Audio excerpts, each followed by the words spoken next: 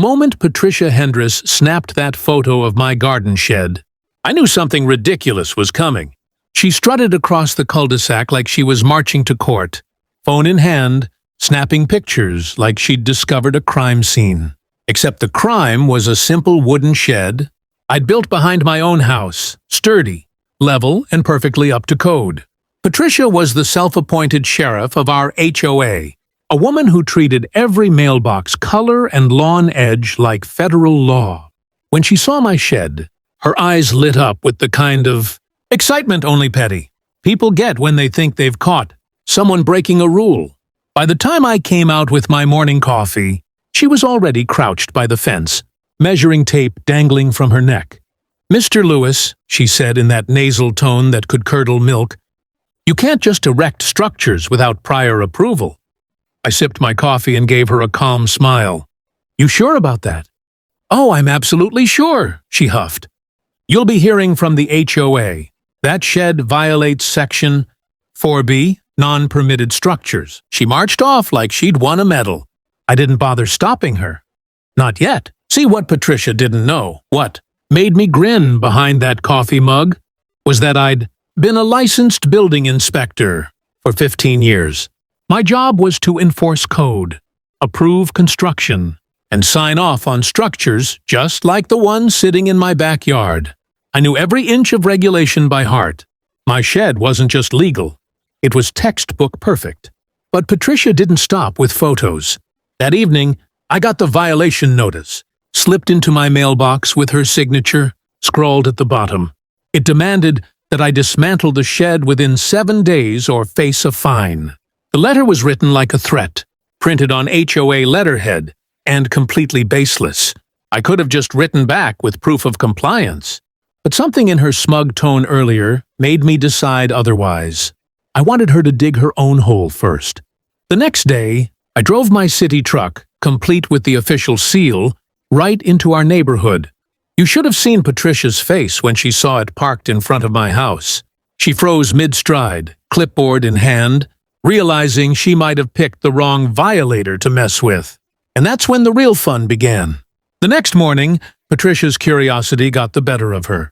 I could see her peeking through her curtains as I unloaded inspection tools from my truck, clipboard, laser level, and a hard hat with the city's logo stamped across it. I didn't have to say a word. The uniform did all the talking.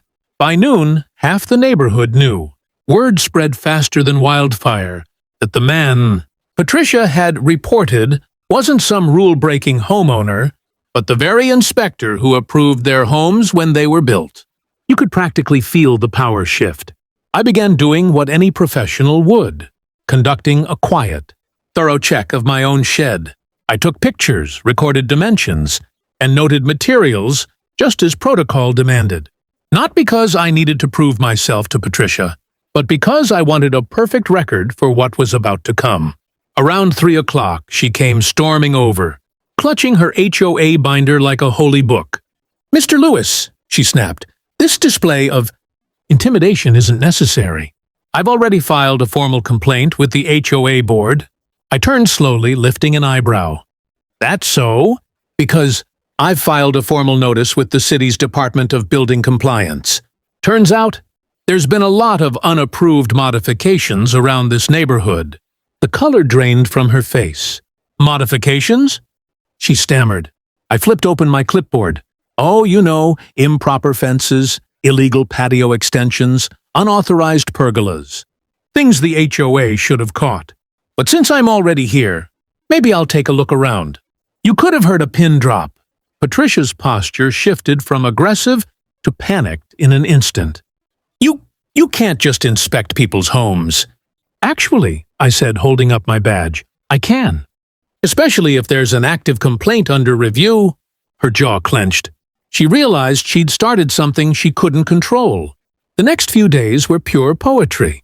I performed official inspections across the block, documenting every minor violation the HOA had conveniently ignored for years. Patricia's friends began whispering about their fences, their sheds, their additions. Panic spread. And then came the kicker. When I checked the HOA's own Storage unit by the community pool. I found a structure that wasn't up to code either. No permit, no approval, and clear evidence of electrical tampering. It was a safety hazard, and Patricia's signature was on the installation form. I didn't even have to report it. I just left the notice taped to the door with a bright red "Stop work order" stamp across it. By sundown, Patricia's empire started to crumble. By Monday morning, Patricia's official complaint against me had reached the HOA board. She probably expected a swift victory, a fine, a demand letter, maybe even a forced teardown. Instead, she got a surprise visit from two city compliance officers who'd been forwarded my report. I watched from my porch as they walked up her driveway. Clipboards ready, city badges glinting in the sun.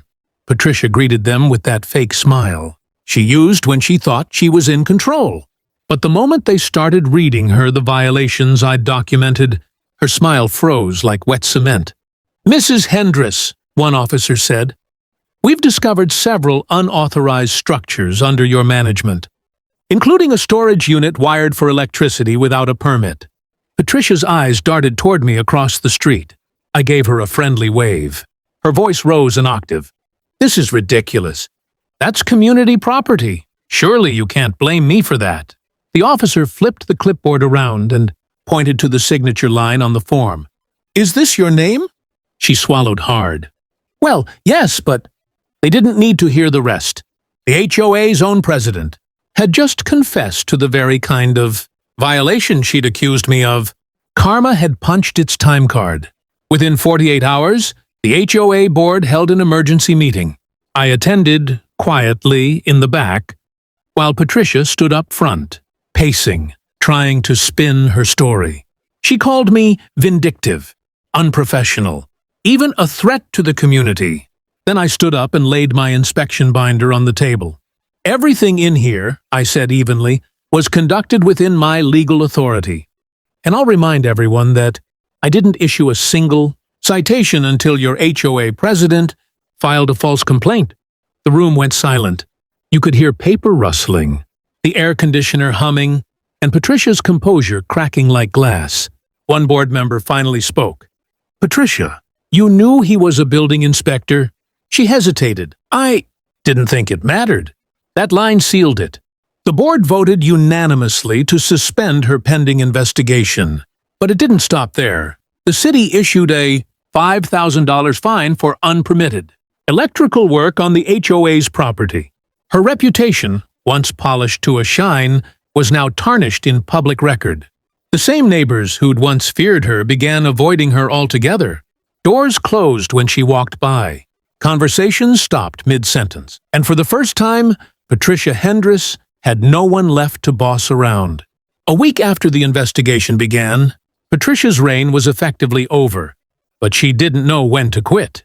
Even with fines piling up and her authority suspended, she still tried to claw her way back into control.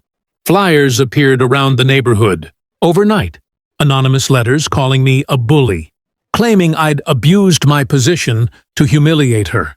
Trouble was, she'd printed them on the HOA office printer, one that the city had seized, as part of their ongoing investigation. So when the officers traced the ink batch and paper logs, the culprit was clear as daylight. Patricia's signature, move, control through gossip, had finally boomeranged right back at her. The next HOA meeting was packed. Neighbors who'd once kept quiet now showed up ready to speak. One by one, they recounted her harassment.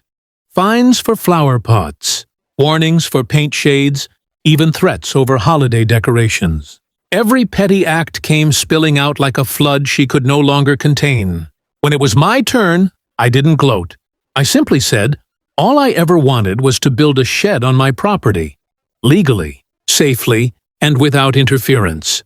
Patricia made that impossible. But the rules she used to punish others should apply to her too. The room erupted in applause. Patricia sat there, face pale, hands shaking. The board chair looked her dead in the eye and said, "Effective immediately, you're removed as HOA president. The city will handle the rest." That rest came fast. She was cited for falsifying documents, hit with thousands in fines, and stripped of any HOA authority. Her once pristine front yard soon sat empty, her Queen Bee mailbox removed at the board's order. Within 2 months, she quietly sold her house and left the neighborhood without a word. As for me, I rebuilt my shed, bigger, better, and entirely up to code. It became a quiet symbol of freedom for everyone on the block. Neighbors started planting gardens again, repainting their porches, and even building play sets for their kids without fear of another violation.